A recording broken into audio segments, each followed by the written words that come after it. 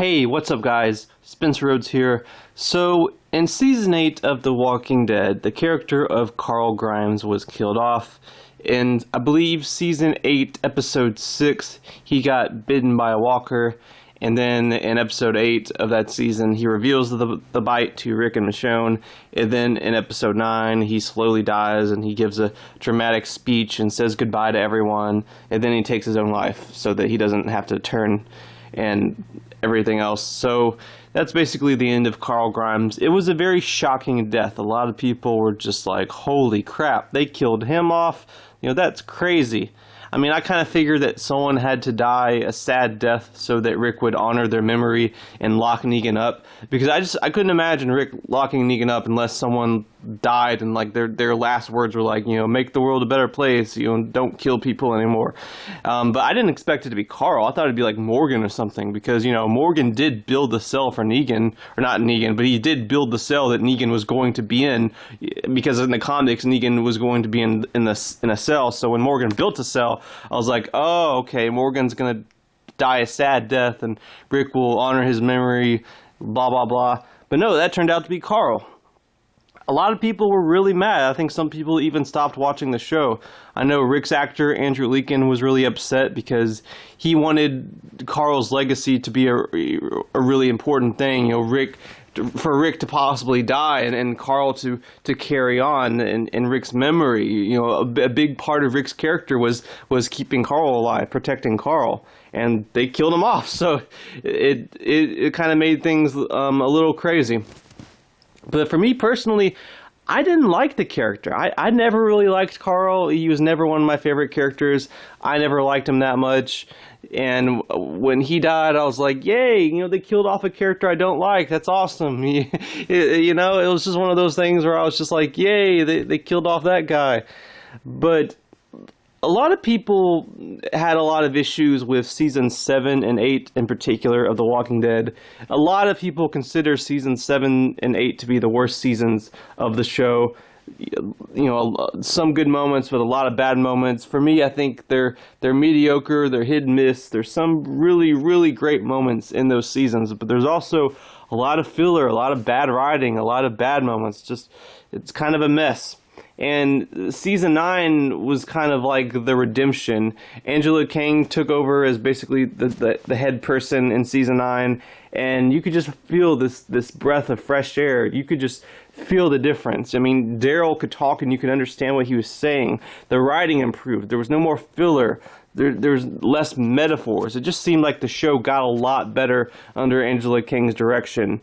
And she like practically saved the show, you know. So some people wish that Carl did not die in season 8 just so that he could make it to Angela Kang, so that Angela Kang could get a chance to handle Carl's character and possibly improve Carl's character.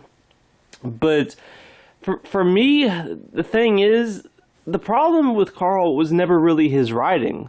The problem with Carl was the actor. I always felt like Chandler Riggs, he just phoned it in too much. He just sort of kind of half-assed it. He just didn't really do a great job. He didn't give a great performance. He's admitted publicly that he was doing school, he was trying to do college and be an actor on The Walking Dead at the same time, and his performance suffered because he was focused on school. And I don't blame him if he wants to choose school over acting. But if he cares more about school and he does a bad job on the show, I don't blame them for killing him off. He should take responsibility and accept the consequences of his actions. Like, okay, you focused more on school. You chose school, so they killed you off. I mean, you know, pot meet kettle. That's what happens. Why should they keep a crappy actor around on the show? Why should they do that to themselves? It doesn't make any sense. Even if it is Carl Grimes, why should you have a bad actor playing Carl Grimes and being like the last one standing and everything?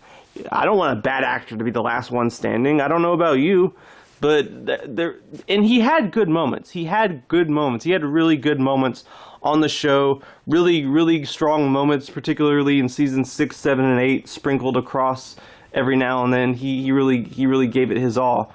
But then there were a lot of moments where I just felt like he gave a bad performance. His acting was just bad. He just seemed like he was phoning it in. I'll never forget the just painfully boring, dull episode in season 4, episode 9, where it's just Michonne walking around trees, Rick's unconscious, and Carl's in a bad mood, and he's pouty the whole time. And he acts like he wants to kill Rick, and he blames Rick for everything, and it really should have been Chandler Riggs' time to shine, because he had a huge role in that episode. That was his biggest episode yet in the show. And I don't think he really took advantage of it, because I just don't think he gave a good performance. When he's yelling at Rick, when Rick's unconscious, he's like, "You knew the governor was out there, and you didn't care." So, no, I don't think he would have necessarily improved with Angela Kang's direction. Keep in mind, it's not like Angela Kang just got involved with the franchise in season 9. She was involved with the show. She did episodes since like season 2, I believe. So she had been a part of the franchise for a long time.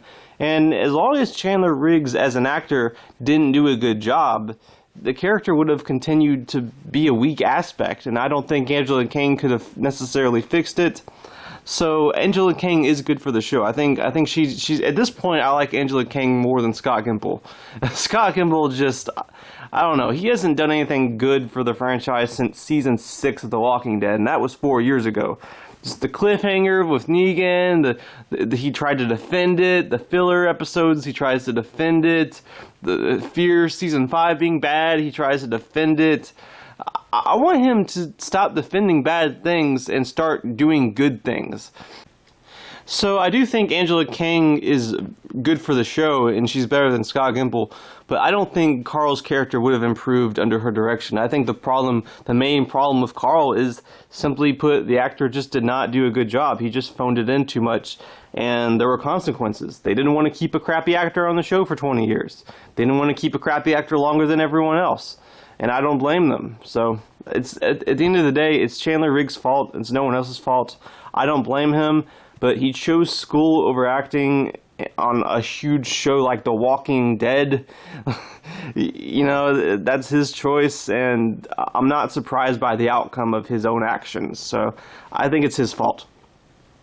Anyway, that's all I have for this video. Let me know what you think in the comments below.